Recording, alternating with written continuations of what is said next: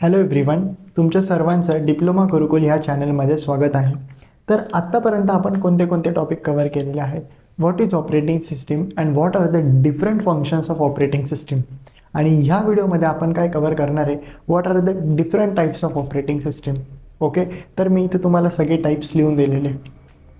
सगळ्यात जास्त important point, आत्तापर्यंत डिप्लोमाचे ऑपरेटिंग सिस्टीमवर जेवढे पण एक्झाम्स जेवढे पण पेपर आलेत ना, त्यांच्यामध्ये हे सगळ्या टाईप्सवर क्वेश्चन विचारले गेलेले. म्हणून हा टॉपिक खूप जास्त इम्पॉर्टंट आहे. या टॉपिकला तुम्ही स्किप नका करू. ओके, तर मी आता फक्त तुम्हाला शॉर्टमध्ये या ऑपरेटिंग सिस्टीमला फक्त रीड करून दाखवतो डिफरंट. सगळ्यात पहिली ऑपरेटिंग सिस्टीम आहे आपली बॅच ऑपरेटिंग सिस्टीम. सेकंड आहे multi program operating system. Third आहे time share operating system. Fourth आहे मल्टी प्रोसेसर ऑपरेटिंग सिस्टीम. आता फक्त लक्षात घ्या, मल्टी प्रोसेसर ऑपरेटिंग सिस्टीमचे 2 टाईप्स पडतात, एक सिमेट्रिक आणि एक असिमेट्रिक.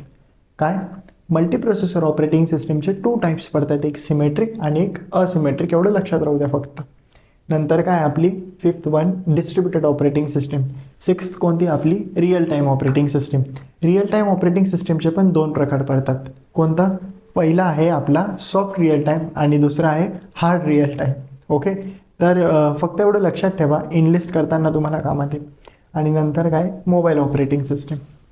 तर फ्रेंड्स, याच्यावर तुम्हाला कोणता क्वेश्चन येऊ शकतो, enlist different types of operating system. तर तेव्हा तुम्हाला एक्सप्लेन करता यायला पाहिजे, तेव्हा लिस्ट करता यायला पाहिजे. इन शॉर्ट लिस्ट करायचं असेल ना, तर त्याच्यासाठी तुम्ही कसं लिस्ट करू शकता, ट्री लाईक स्ट्रक्चर असतं बघा, त्या फॉर्ममध्ये पण तुम्ही ड्रॉ करू शकता किंवा सिम्पली लिस्ट करा. फक्त लिस्ट करताना एक गोष्ट लक्षात ठेवा, मल्टी प्रोसेसरचे 2 टाईप्स आहे, एक सिमेट्रिक असिमेट्रिक, आणि रिअल टाईमचे 2 टाईप्स आहे, हार्ड आणि सॉफ्ट रिअल टाईम. तर चला या व्हिडिओला आपण बॅच ऑपरेटिंग सिस्टीमपासून सुरुवात करूया. सिम्पली या व्हिडिओमध्ये मी काय काय कव्हर करणार आहे, ज्या वेमध्ये आपण लास्ट लेक्चर कंप्लीट केलेलं आहे बरोबर, त्याच्यामध्ये आपण आन्सर्स कसं लिहायचं या सगळ्यांवर डिस्कस केलं होतं. तर ह्या व्हिडिओमध्ये सुद्धा मी ह्याच अप्रोचने जाणार आहे, ह्या सिस्टमॅटिक मॅनरने जाणार आहे, जेणेकरून तुम्हाला हेल्प होईल. तर टाईप्स ऑफ ऑपरेटिंग सिस्टीमची सुरुवात करूया आपण बॅच ऑपरेटिंग सिस्टीमपासून. ओके, हे जेवढे पण काही डिफरंट ऑपरेटिंग सिस्टीम आहे ना, ते आपण एक एक करून व्हिडिओमध्ये कव्हर करणार आहे, म्हणून तुम्ही टेन्शन घेऊ नका. ओके, तर सगळ्यात पहिले आपण सुरू करू batch operating system. Batch operating सिस्टीमला समजण्यासाठी पण ना तुम्हाला एक स्टोरीला समजून घ्यावं लागेल. बॅच म्हणजे काय, ऑपरेटिंग सिस्टीम तर तुम्हाला माहिती आहे ऑपरेटिंग सिस्टीमचा काय मिनिंग होतो. सगळ्यात पहिले तुम्हाला समजून घ्यावं लागेल बॅच म्हणजे काय. सॉरी फ्रेंड्स, व्हिडिओमध्ये एक ग्लिच आला होता, म्हणून व्हिडिओला मला पुन्हा रिस्टार्ट करावं लागतं आहे. तर आत्तापर्यंत आपण कुठे होतो, मी तुम्हाला सांगत होतो की सगळ्यात पहिले आपल्याला समजून घ्यावं लागेल बॅच म्हणजे काय. ओके, आणि या बॅचला समजण्यासाठी आपल्याकडे एक डिफरंट कॅरेक्टर्स मी घेतलेले आहे. ओके, म्हणजे या बॅचला समजण्यासाठी मी तुम्हाला आधी सिम्पल एक एक्झाम्पल सांगतो, म्हणजे तुम्हाला बॅच या वर्डचा मिनिंग समजून जाईल. ओके, तर ते डिफरंट कॅरेक्टर कोणते कोणते. ओके, सगळ्यात पहिला आहे आपला राजू, दुसरा कॅरेक्टर आहे आपला खाता, तिसरा कॅरेक्टर आहे आपला, फोर्थ कॅरेक्टर तुम्ही मला कमेंट करा, फोर्थ कॅरेक्टर जो पण असेल तो, आणि आपला 5th कॅरेक्टर असेल आजू, आणि 6th कॅरेक्टर असेल आपला बाजू. हे फक्त तुम्हाला फन वेमध्ये शिकवण्यासाठीच मी लिहिलं आहे बरं का, जसं दुसऱ्या वेमध्ये नका घेऊ. ओके, फोर्थला तुम्ही काय करा, कमेंट करून मला सांगा.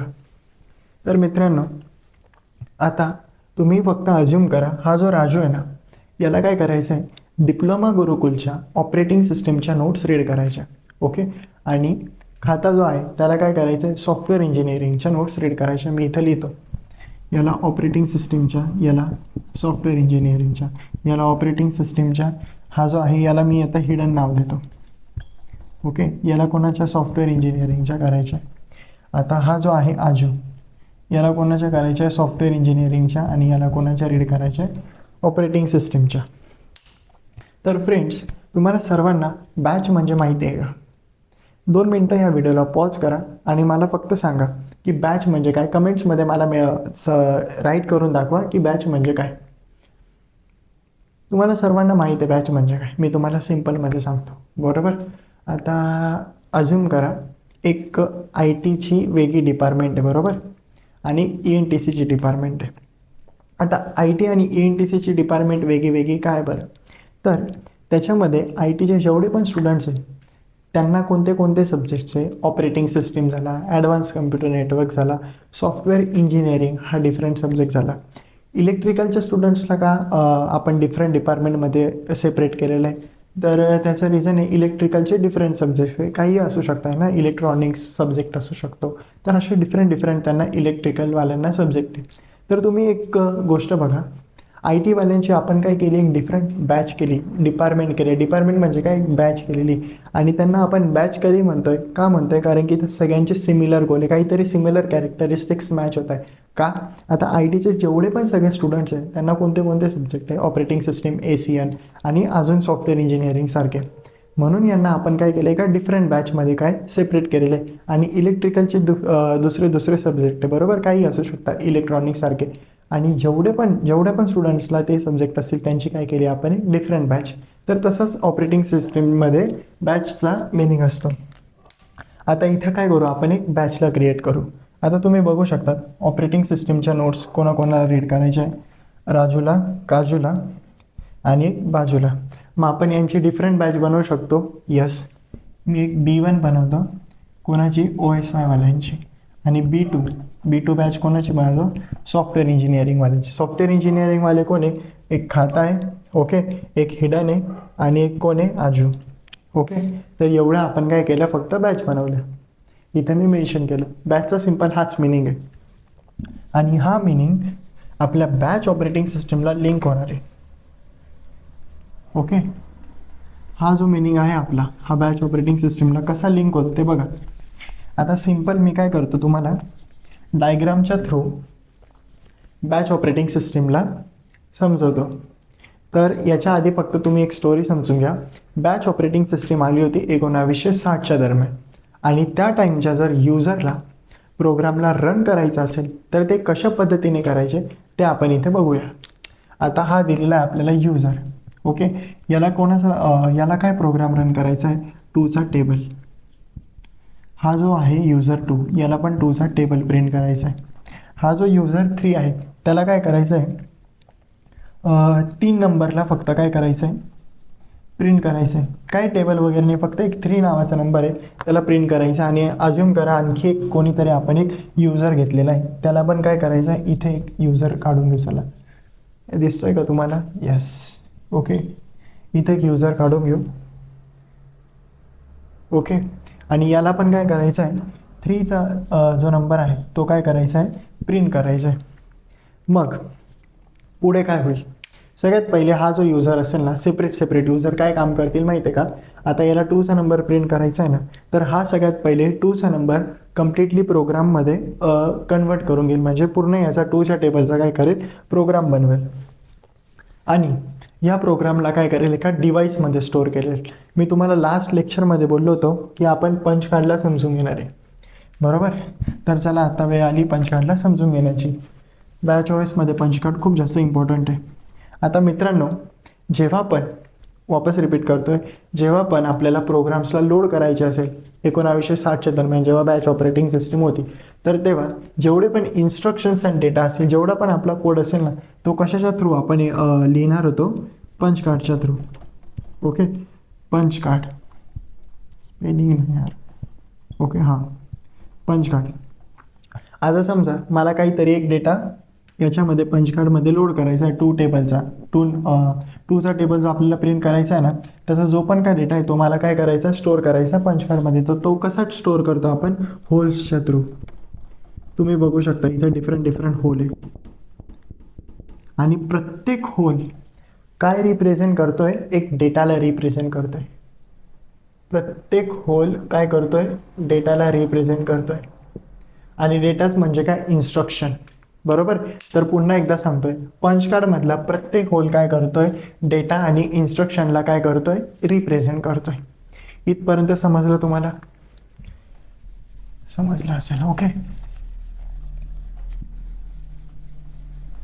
तर पुन्हा आपल्या स्टोरीकडे येऊ. हा जो यूजर आहे याला काय करायचं आहे, टूचा टेबल प्रिंट करायचा आहे. मग तो काय करेल, त्या सगळ्या प्रोग्रामला कशामध्ये स्टोअर करेल, पंच कार्ड नावाच्या डिव्हाइसला.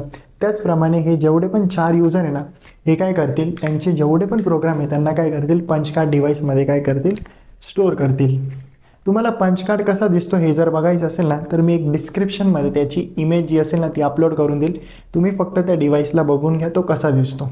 ओके, आता मी काय करेल, हे सेपरेट प्रोग्राम काय झाले, पंच कार्डमध्ये लोड झाले. Once the program is loaded into the punch card, okay, तर ऑपरेटरचा काय रोल सुरू होऊन जातो. ओके, हे युजर काय करतील, त्यांचे प्रोग्राम्स जे पण काय पंच कार्डमध्ये स्टोअर केलेले, ओके, ते कोणाकडे सेंड करतील, ऑपरेटरकडे. कोणाकडे सेंड केले जातील, ऑपरेटरकडे.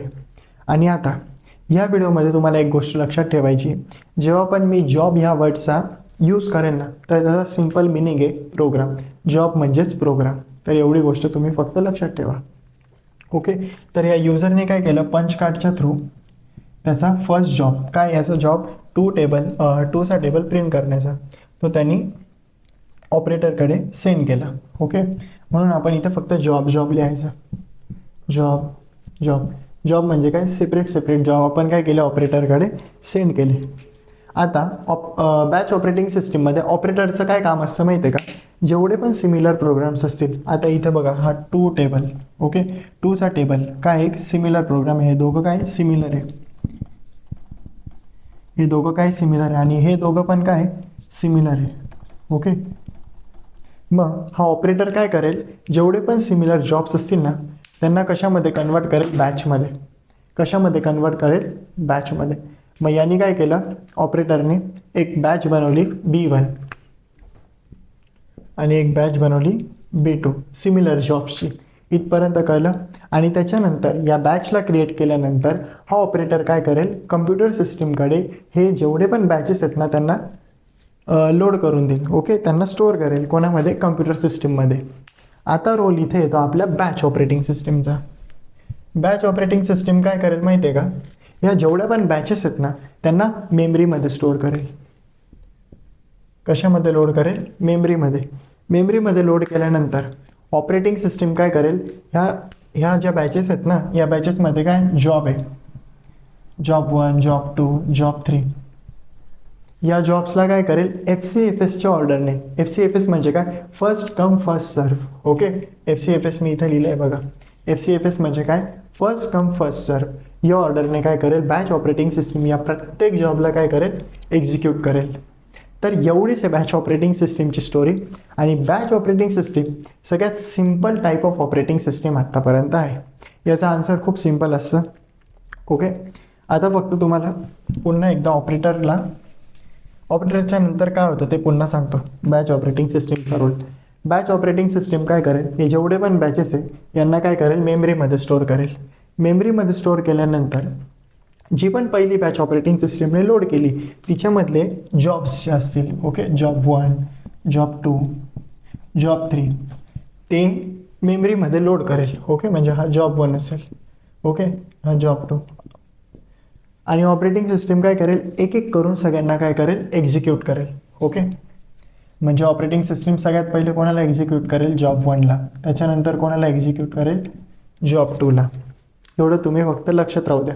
आणि एक गोष्ट लक्षात ठेवा, ऑपरेटिंग सिस्टीम म्हणजेच कोणती, बॅच ऑपरेटिंग सिस्टीम जर कोणत्या पण प्रोग्रामला जर एक्झिक्यूट करत असेल तर त्या एक्झिक्युशनच्या वेळी ती दुसऱ्या कोणत्याच प्रोग्रामला एक्झिक्यूट नाही करू शकत. म्हणजे एका वेळेला फक्त ती काय करू शकते, एकच प्रोग्राम एक्झिक्यूट करू शकते. आणि हा खूप जास्त इम्पॉर्टंट पॉईंट आहे. आणि याच्यामुळे दुसरा कोणताच युजर, ओके, एक प्रोग्राम जर एक्झिक्यूट होत असेल तर ऑपरेटिंग सिस्टीमची इंटरॅक्ट नाही करू शकत. एवढं फक्त तुम्ही लक्षात घ्या. ओके, तर एवढंच आहे बॅच ऑपरेटिंग सिस्टीमबद्दल. आय होप तुम्हाला बॅच ऑपरेटिंग सिस्टीमची स्टोरी समजली असेल. आता आपण काय करणार आहे, एक्झाममध्ये बॅच ऑपरेटिंग सिस्टीमचा आन्सर कोणत्या वेने लिहिला पाहिजे ते आपण नीट समजून घेऊ. तर त्याचा आन्सर मी तुम्हाला ना लॅपटॉपमध्ये सांगेल. इथे प्रत्येक गोष्ट जर लिहिली तर मी तुम्हाला आधीच सांगितलं आहे पूर्ण खिचडी टाईप होऊन जाईल. म्हणून आपण लास्ट टाइम कसं व्हॉट इज ऑपरेटिंग सिस्टीम झालं, फंक्शन्स ऑफ ऑपरेटिंग सिस्टीम, हे कसं आपण लॅपटॉपमध्ये एकदम प्रॉपर वेने समजून घेतलं होतं. त्याच प्रॉपर वेने आपण काय करू, बॅच ऑपरेटिंग सिस्टमचं जे पण काय आन्सर असेल ते एकदा पुन्हा डिस्कस करून घेऊ. तर चला लॅपटॉपमध्ये सुरू करूया आपण. त्याच्या आधी मला फक्त तुम्हाला एक गोष्ट सांगायची मित्रांनो. ओके, 2:30 वाजले रात्रीचे. भाई बघा, मी तुमच्यासाठी म्हणजे तुमच्यासाठी एवढे एफर्ट्स घेतोय. मला तुमच्याकडून फक्त एक गोष्ट पाहिजे, ती म्हणजे तुम्ही या व्हिडिओला लाईक पण नका करू, या व्हिडिओला सबस्क्राईब पण नका करू, पण या व्हिडिओला ॲटलिस्ट कमेंट तर करा. कमेंट केल्यामुळे काय होईल माहिती आहे का, मला एक आयडिया येईल की बाबा माझी व्हिडिओ कोणीतरी बघतंय. ओके, आणि तुम्हाला व्हिडिओमध्ये जर काही पण पॉईंट जर नसेल समजले, ओके, तुम्हाला जर वाटत असतील की हे सर चांगले नाही शिकवत आहे, तर तुम्ही ते सुद्धा कमेंटमध्ये मेन्शन करा. त्याच्यामुळे काय होईल, मला फीडबॅक भेटेल आणि मला फीडबॅक भेटल्यानंतर मी अजून इम्प्रूव्हमेंट करू शकेल आपल्या लेक्चर्समुळे, आणि जेणेकरून तुम्हालाच फायदा होणार आहे. म्हणून या व्हिडिओला कमेंट करा. माझी जास्त काही होप्स पण नाही आहे, फक्त तुम्ही काय करा, कमेंट्स करा. ओके, कमेंट केल्याने मला मोटिवेटेड वाटेल. ओके, मी लवकरात लवकर तुमच्यासाठी काय व्हिडिओ बनवू शकतो. आणि आणखी एक तुम्ही माझ्यासाठी हेल्प करू शकता. तर लिहायला जागा नाही आहे. ओके, काय हेल्प करू शकता तुम्ही, जेवढ्या पण आपण नोट्स बनवलेल्या आहे, ओके, जे आपण मी काय ग्रुप्सवर सेंड केलेलं आहे, त्या सगळ्या नोट्सना तुम्ही काय करा, तुमच्या फ्रेंड्सला सेंड करा. काय होईल माहिती आहे का, तुम्ही तुमच्या फ्रेंडला सेंड केलं ना, तर त्यांना लक्षात राहील की बाबा यांनी मला हेल्प केली होती. ओके, ऑपरेटिंग सिस्टीमचा चांगला डेटा यांनी प्रोव्हाइड केला आहे, तो लक्षात ठेवेल. आणि एक गोष्ट लक्षात ठेवा, आपण जेव्हा पण कोणाची मदत करत असतो ना, त्याच्यामध्ये 10x आपल्याला रिटर्नमध्ये भेटत असतं.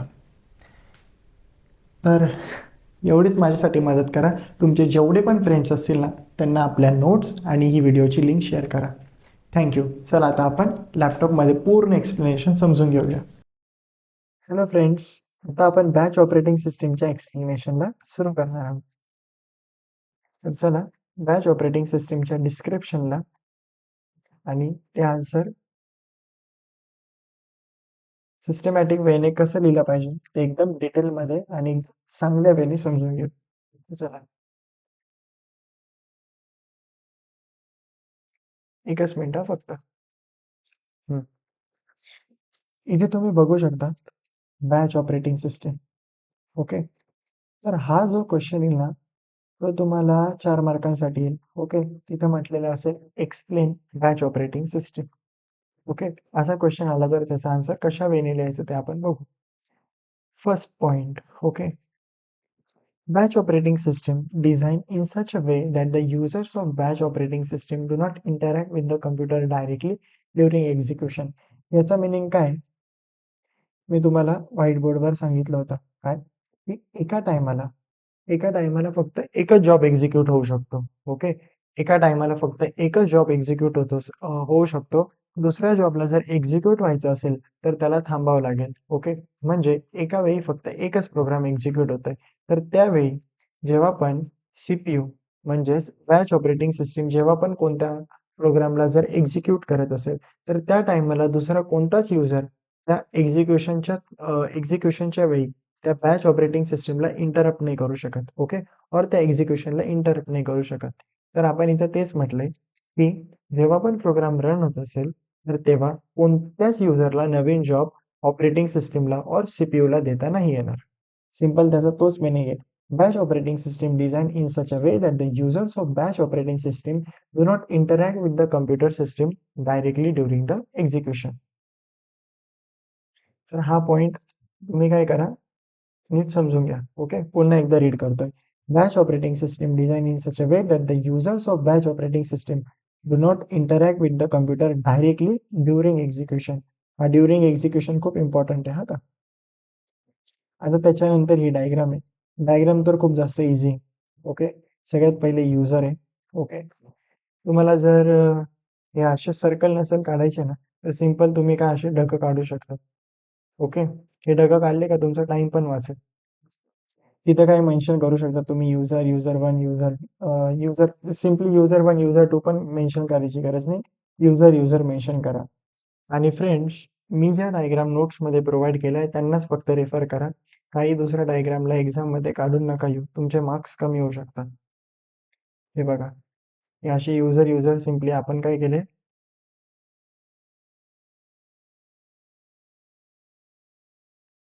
सिम्पली डिफरंट डिफरंट युजर्स आपण ड्रॉ केलेले आहे. त्याच्यानंतर इकडे येतो आपला एक ऑपरेटर. ऑपरेटरला सिम्पली ड्रॉ केलं. ऑपरेटरचं काय काम आहे ते आपण फ्लोमध्ये बघितलं होतं. ऑपरेटर नंतर काय करतो, बॅच बनवतो आणि बॅच नंतर बनवल्यानंतर तो काय कम्प्युटर सिस्टमला डायरेक्टली त्या बॅचेस काय करतो, कम्प्युटर सिस्टम मध्ये लोड करतो. तर सिंपल ही डायग्राम काढली आणि फ्रेंड्स या डायग्रामला बघूनच आपण आता काय करणार आहे, आन्सर बनवणार आहे आपला. ओके, तर आता तुम्ही बघू शकता प्रत्येक युजर, हे बघा, इच युजर इच युजर काय करतोय, प्रिपेअर करतोय job on an offline device such as punch card. आता मी तुम्हाला पंच कार्ड प्रॉपरली एक्सप्लेन करतो. पंच कार्ड काय असतं ना, ते आपण नीट बघूया. ओके,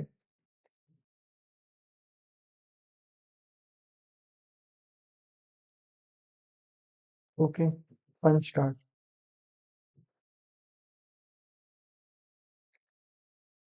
तर तुम्ही इथे बघू शकतात, हे त्या टायमाला जर तुम्हाला कोणताही प्रोग्राम एक्झिक्यूट करायचा असेल, तर तेव्हा तुम्हाला तो पंच कार्ड मध्ये तो प्रोग्राम आधी काय करावा लागायचा, लोड करावा लागायचा. इथे बघा, प्रत्येक गोष्ट तुम्हाला काय करावं लागते, मॅन्युअली लिहावं लागते प्रोग्राम मध्ये. आणि हा जो प्रत्येक होल आहे ना, तो काय रिप्रेझेंट करतोय, डेटा. हा प्रत्येक होल काय करतोय, रिप्रेझेंट करतोय इन्स्ट्रक्शन्स आणि डेटाला. तर बघू शकता तुम्ही कशा वेने आपण पहिले पंच कार्ड मध्ये डेटाला लोड करायचं. बघा, प्रत्येक गोष्ट आपल्याला लिहावं लागायची. हा पंच कार्डचा फोटो आहे आणि हे जे होल आहे ना, हे नंतर पाडले जायचे. बघा इथे सगळीकडे असं 5 असेल. आपण इकडे असं क्लिक केलं का, इकडे असे होल पडायचे. होल म्हणजे काय, डेटा. बघू शकता ना किती किचकट गोष्ट आहे ही. त्या टायमाला जुन्या वेळी अशा प्रकारे प्रोग्रामला लोड केलं जायचं पंच कार्ड मध्ये. तर सिंपल आहे, तेच आपण इथं दुसऱ्या पॉइंट मध्ये म्हटलंय. Each user prepares a job. Job म्हणजे काय, program on an offline device such as punch cards where instructions and data are represented by punch holes. आताच तुम्हाला बोललो, होल्स काय रिप्रेझेंट करतो आपल्याला, इन्स्ट्रक्शन्स अँड डेटाला, and submit it to the computer operator for processing. Okay, आणि हे user काय करताय, हे त्यांचे सगळ्यांचे जे त्यांचे जे जॉब आहे ते कोणाकडे सबमिट करताय, ऑपरेटरकडे. तेच आपण या पॉइंट मध्ये मेन्शन केलंय. And submit it to the computer operator for further processing, और फॉर प्रोसेसिंग पण म्हणू शकतात तुम्ही. ओके, थर्ड पॉइंट काय आपला, operator collects job from many users. डायग्रामलाच बघा यार, डायग्राम मध्येच आन्सर आहे. ऑपरेटर काय करतोय, कलेक्ट करतोय मेनी जॉब्स फ्रॉम युजर्स. हेच आपण फक्त इथे लिहिलेलं आहे. Then group similar job into the batch. आणि मी ज्या प्रकारे तुम्हाला म्हटलं होतं, ऑपरेटर काय करतो, ग्रुप करतो सिमिलर जॉब्सला. कशामध्ये, बॅच मध्ये. हे डायग्राम मध्ये दिलेलं आहे. Operator group similar jobs into the batch. Okay, आणि त्याच्यानंतर तो काय करतो, ते जेवढे पण बॅचेस आहेत त्यांना कशामध्ये लोड करतो, कम्प्युटरमध्ये. कशासाठी, एक्झिक्युशनसाठी. सिंपल एकदम. तर पुन्हा एकदा मी रीड करतो. Operator collects job from many users, then groups similar jobs into the batch, and then loads the batch into the computer for execution. Okay, आता फोर्थ पॉइंट दिलेला आहे त्यांनी. Now the batch operating system reads the job from the batch and stores them into the memory. आता इकडे ना, batch operating सिस्टमचा role सुरू होतो कम्प्युटरमध्ये. हे सगळे बॅच लोड झाल्यानंतर बॅच ऑपरेटिंग सिस्टम काय करते, कंट्रोल घेते. बॅच ऑपरेटिंग सिस्टम काय करते, त्यांनी बघा इथं मेन्शन केलंय. बॅच ऑपरेटिंग सिस्टीम या बॅच मधले जेवढे पण जॉब्स असतील ना, त्यांना काय करेल, एक एक करून रीड करेल. आणि त्यांना रीड केल्यानंतर बॅच ऑपरेटिंग सिस्टीम काय करेल, त्यांना मेमरीमध्ये स्टोअर करेल. ओके, आणि मेमरीमध्ये स्टोअर केल्यानंतर ऑपरेटिंग सिस्टीम काय करेल, त्या बॅच मधल्या प्रत्येक जॉबला FCFS म्हणजेच काय, फर्स्ट कम फर्स्ट सर्व या ऑर्डरने काय करेल, एक्झिक्यूट करेल. ओके, तर तेच आपण इथे लिहिलेलं आहे. नाव the batch operating system reads the job from the batch and stores them into the memory. Simple, diagram मध्येच तुम्हाला मेन्शन केलेलं आहे. The operating system executes the job, okay, in first come first serve manner. Means after the completion of one job only the second job will be schedule. म्हणजे एक जॉबचं execution झाल्यानंतरच second job काय करू शकते, execute होऊ शकते. Schedule म्हणजे काय, एक्झिक्यूट होऊ शकते. इथे तुम्ही एक्झिक्यूट पण म्हणू शकता. Okay, the second job will B executed. When job completes its execution, its memory is released and the output for the job get copied into the output spool for printing or processing. आता याला समजण्यासाठी आपण task manager बघू. आता तुम्ही बघू शकतात Google Chrome आपला काय करंटली रन होतोय. ओके, आपल्या कम्प्युटर सिस्टीम मध्ये, बरोबर. तर तुम्ही बघू शकता गुगल क्रोमला आतापर्यंत सीपीयू अलोकेट केला आहे, मेमरी अलोकेट केली आहे, डिस्क अलोकेट केले, नेटवर्क तर सध्या 0% दाखवत आहे. ओके, तर ह्या तीन गोष्टी काय गुगल क्रोमला अलोकेट केले गेलेले आहे. ओके, आता आपण काय करू, ह्या क्रोमची जी प्रोसेस आहे हिला काय करू, क्लोज करू. क्रोमची प्रोसेस क्लोज केल्यानंतर तुम्ही बघू शकता जेवढे पण डिव्हाइस होते ना ते काय केले, डिअलोकेट केले, एक प्रकारे रिलीज केले प्रत्येक डिव्हाइस. तर त्यांनी तेच म्हटलंय. ओके, त्यांनी तेच म्हटलंय, when job complete its execution, when program completes its execution, its memory is release. Okay, त्याची मेमरी काय झाली, रिलीज झाली, सोडली गेली. Okay, and the output for the job get copy into the output spool for later printing or processing. आता याला मी तुम्हाला नीट एकदम समजवतो, हे आउटपुट स्पूल म्हणजे काय. तर फ्रेंड्स, याची मी तुम्हाला एक स्टोरी सांगतो. पहिल्याच्या टायमाला जर तुम्हाला कोणाला पैसे सेंड करायचे असेल कोणाच्या बँक अकाउंटमध्ये, तर तुम्ही काय करायचे, बँकेला व्हिजिट द्यायचे. ओके, बँकेला व्हिजिट दिल्यानंतर बँकेला सांगायचे की माझं असं असं काम आहे, ते मला तुम्ही पूर्ण करून द्या. बँक म्हणायची ठीक आहे, 1-2 दिवसापर्यंत तुमचं काम होऊन जाईल आणि काम झालं ना तर मी तुम्हाला काय करेल, तुम्हाला बोलवेल आणि बोलवल्यानंतर बँक काय करते, आपल्याला एक रिसिप्ट देते. रिसिप्ट म्हणजे काय की बाबा तुमचं काम झालंय. तर त्याच प्रकारे ओके, एक्झिक्युशन झाल्यानंतर जे पण काय आउटपुट असेल ते काय आउटपुट स्पूलमध्ये कॉपी केलं जातं. ओके, आउटपुट स्पूलमध्ये कॉपी केलं जातं कशासाठी, लेटर प्रिंटिंग किंवा लेटर प्रोसेसिंगसाठी. तर याच प्रकारे बॅच ऑपरेटिंग सिस्टीमचा पण आहे. बॅच ऑपरेटिंग सिस्टीममध्ये मी एकदम पुन्हा एकदा स्टोरी सांगतो. हे जे युजर्स असतात ते ऑपरेटरकडे जातात आणि युजर्स ऑपरेटरकडे गेल्यानंतर अशी गॅरंटी नाहीये की त्यांचं काम लगेच होऊन जाईल. ओके, त्यांचं काम 1 दिवसानंतर पण होऊ शकतं, 2 दिवसानंतर पण होऊ शकतं, बरोबर. आणि ऑपरेटर नंतर काय करतो, त्यांना बोलवतो की बाबा तुमचं काम झालंय, आता तुम्ही पुन्हा जे पण तुमचं काम होतं ते तुमच्या डिव्हाइसमध्ये लोड करा आणि घरी जा. त्याच प्रकारे आपण इथे म्हटलंय, Wien the job complete it's execution, its memory is release. Okay, त्याची मेमरी रिलीज केली गेली, आपण बघितलं इथे टास्क मॅनेजरमध्ये. आणि नंतर काय म्हटलंय, output for the job. Okay, जे पण काय आउटपुट होतं जॉबचं ते आपल्याला त्या ऑपरेटरने काय करून दिलं, कॉपी करून दिलं. कशामध्ये, आउटपुट स्पूलमध्ये. कशासाठी, लेटर काही पण तुम्हाला प्रोसेस करायचं असेल तर, म्हणजे तुमचं काम असेल ते आता तुम्ही बघून घ्या, आम्ही आमचं काम केलंय. ओके, वापस एकदा वाचू आपण. When job completes its execution, its memory is released and the output for the job get copied into the output spool for later printing or processing. आता न पाहता बोला. When the job completes its execution, okay. When the job completes its execution, the output for the job get copied into the output spool for later printing or processing. Simple एकदम. आता आपण डिसएडव्हान्टेजला समजून घेऊ. Disadvantage खूप भारी आहे याच्यात. हे बघा, तुम्ही बघू शकता. ओके. मी तुम्हाला काय सांगितलं होतं, बॅच ऑपरेटिंग सिस्टमचा हेतू काय, की बाबा मी एखादा प्रोग्राम एक्झिक्यूट करायला घेतला ना, तर दुसरा कोणताच प्रोग्राम एक्झिक्यूट होऊ शकत नाही. म्हणजे एका टायमाला फक्त एकच प्रोग्राम एक्झिक्यूट होतोय.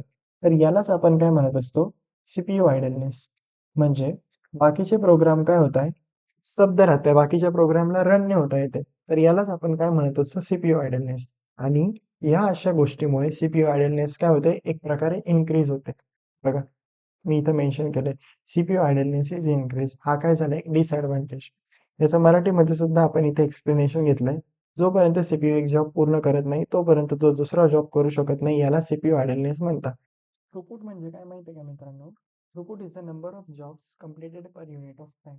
म्हणजे तुम्ही याला असं समजू शकता, जर एका टायमाला जास्तीत जास्त जर जॉब आपले एक्झिक्यूट होत आहे तर आपण त्याला काय म्हणू शकतो, आपलं थ्रूपुट काय होतंय, आपलं थ्रूपुट काय होतंय, वाढतंय. म्हणजे इथं मी तुम्हाला एक एक्झाम्पलने सांगतो, बरोबर. तर काय करू आपण, एक एक्झाम्पलने समजू. सपोज मल्टिपल जॉब्स, ओके, हे काय करताय, एक सेकंडमध्ये, एक सेकंडमध्ये जर, एक मिनिट हा, एक सेकंडमध्ये जर मल्टिपल जॉब्स एक्झिक्यूट होत असतील तर त्याला काय म्हणू शकतो आपण, थ्रूपुट काय होतोय, इन्क्रीज होतोय. आणि 1 सेकंडमध्ये जर आपले मल्टिपल जॉब्स काय होत आहे, कमी एक्झिक्यूट होत आहे, म्हणजे फक्त 1-2च जॉब एक्झिक्यूट होत आहे 1 सेकंडमध्ये, तर त्याला काय म्हणू शकतो आपण, थ्रूपुट काय होतं आपलं डिक्रीज होत आहे. तर ह्या बॅच ऑपरेटिंग सिस्टीमचा डिसएडव्हान्टेज हाच आहे की throughput of the system is decrease. तर एवढंच आहे डिसएडव्हान्टेजमध्ये. ओके. सो जर तुम्हाला ही व्हिडिओ आवडली असेल तर ह्या व्हिडिओला लाईक करा, शेअर करा आणि कमेंट करा. तर ह्या व्हिडिओसाठी एवढंच. आपण नेक्स्ट व्हिडिओमध्ये मल्टी प्रोग्रामिंग ऑपरेटिंग सिस्टीमला समजून घेऊया. तर थँक्यू सो मच.